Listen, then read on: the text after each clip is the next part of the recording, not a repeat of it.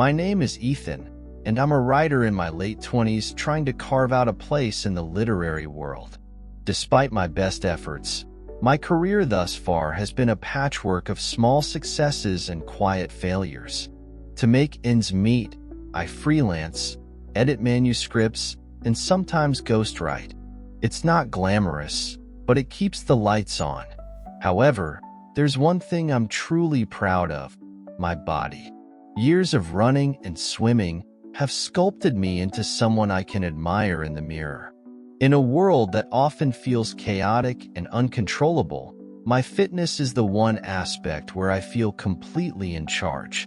On one particular morning, I was scrolling through job listings, looking for editing gigs or anything remotely connected to writing.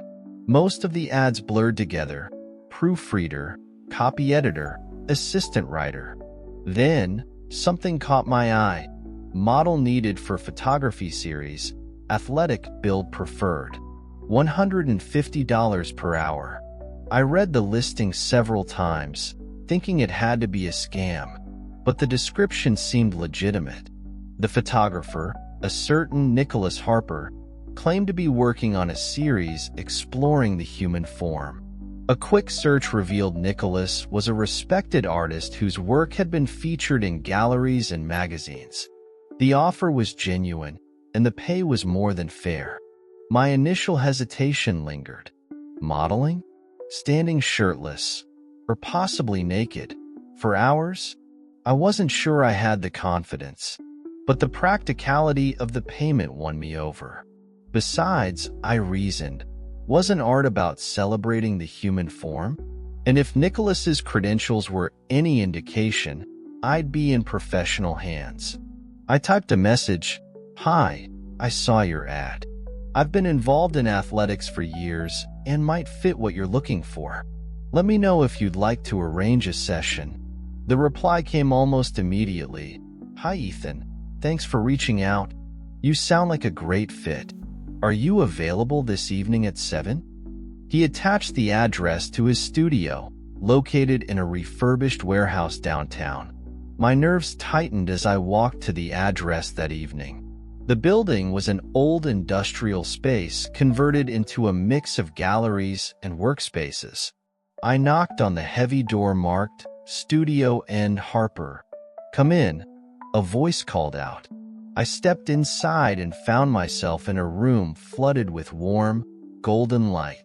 The space was enormous, with high ceilings and large windows that overlooked the city. Tripods, canvases, and photography equipment were scattered throughout. Nicholas was adjusting a camera when he turned to greet me. He was taller than I expected, probably in his early 40s, with sharp features softened by a warm smile. His dark hair was streaked with gray, and his eyes, a piercing blue, seemed to study me intently but kindly. "Ethan," he said, offering his hand. "I'm Nicholas. Thanks for coming." His handshake was firm, his demeanor professional. He gestured to a small seating area. "Make yourself comfortable. Would you like coffee or water?" "Water's fine, thanks," I replied, trying to ignore the slight tremor in my voice. Nicholas handed me a glass and explained the session. He was working on a series focusing on light, shadow, and the interplay of muscle structure. "It's all very straightforward," he assured me. "We'll start with you shirtless. If you're comfortable, we can move to more detailed poses later." I nodded, though my stomach churned. "Sure. That sounds fine." He pointed me toward a small room to change. "You can leave your things in there." As I changed, I caught sight of myself in the mirror. My reflection stared back, calm on the surface but riddled with doubt underneath. What was I doing here?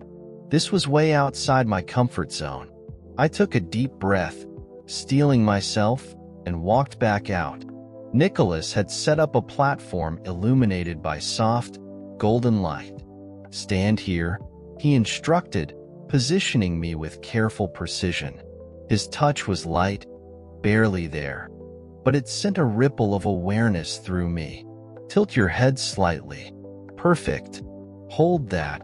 He began snapping photos, occasionally pausing to adjust the lighting or reposition me. At first, I felt awkward, hyper-aware of every movement, every breath.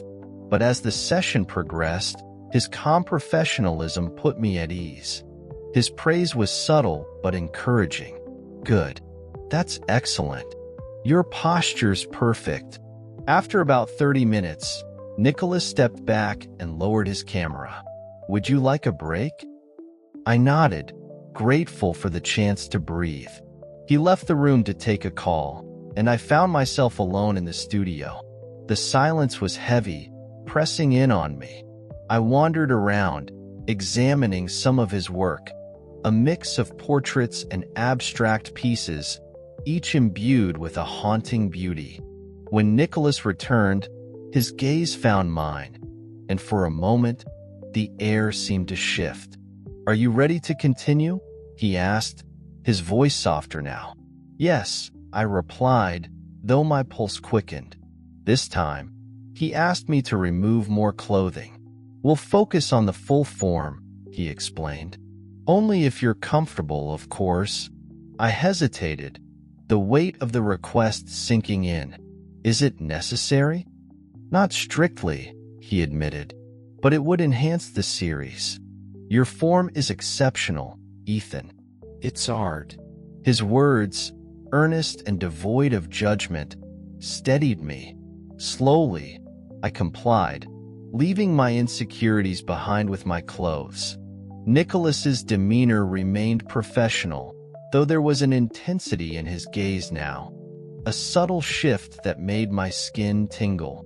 As he directed me into various poses, I became hyper-aware of his presence. His instructions were precise, his touch occasional but charged. Each adjustment, his hand on my shoulder, his fingers guiding my arm, sent a thrill through me that I couldn't ignore. At one point, he stepped back, studying me through the lens. You're a natural, he said, almost to himself. His voice carried something deeper, admiration, perhaps even longing. It unnerved me, but it also stirred something within me. The session continued, the line between artist and subject blurring with each passing moment. When he finally lowered his camera, the room felt charged, the silence electric. That's it for tonight, he said, his voice lower now, almost intimate. I reached for my clothes, but his hand caught my arm. Ethan, he began, searching my eyes.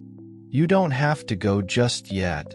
The unspoken invitation hung between us, and for a moment, I considered leaving, fleeing the intensity of it all.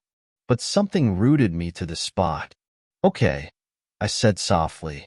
He smiled, a mix of relief and something else, something deeper. Let me show you something, he said, leading me to a set of canvases. They were unfinished, but the emotion in each stroke was palpable. This is why I do what I do, he explained, his voice thick with passion, capturing the essence of someone. Their strength, their vulnerability. I nodded, words failing me. He turned to me, his gaze piercing. You have that essence, Ethan. It's rare. Beautiful. His words hit me like a wave, and before I could overthink, he closed the distance between us. His hand brushed my cheek, and the world seemed to still. When our lips met, it was slow, tentative, yet filled with an intensity that made my knees weak. We broke apart, both breathless, the weight of what had just happened settling around us. I'm sorry, he murmured. I didn't mean to. Don't be. I interrupted, surprising myself with my boldness. I didn't mind. The night stretched on, filled with quiet conversation, shared smiles, and fleeting touches that lingered longer than they should have. By the time I left, the world outside felt different, sharper, more vibrant. Nicholas and I exchanged numbers, And though we promised to meet again, I wasn't sure what the future held. All I knew was that something had shifted within me that night. For the first time in years, I felt truly seen, not just as a body, but as a person. As I walked home, my mind raced. What had just happened? Was I naive, allowing myself to get so close to someone I barely knew? Nicholas seemed kind, professional even, but could I trust him? I had heard bad stories about photographers in the past, about how they could sometimes cross lines or use their power to manipulate others. Was I just another subject for him, or was this something more? Could I have misread the situation? Was it dangerous to go back? Should I even keep contact? Maybe I was overthinking things. Maybe it was just a moment of vulnerability that would fade.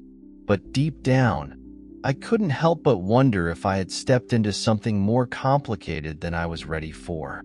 I stared at my phone, unsure whether to send a reply or leave it be. Part of me was eager to continue whatever this was. The other part, the rational part, was telling me to step back before things got too deep. What do you think? Have you ever been in a situation like this? Is it possible to trust someone in this line of work, or should I walk away now, before things go any further? I'd love to hear your opinion and experiences.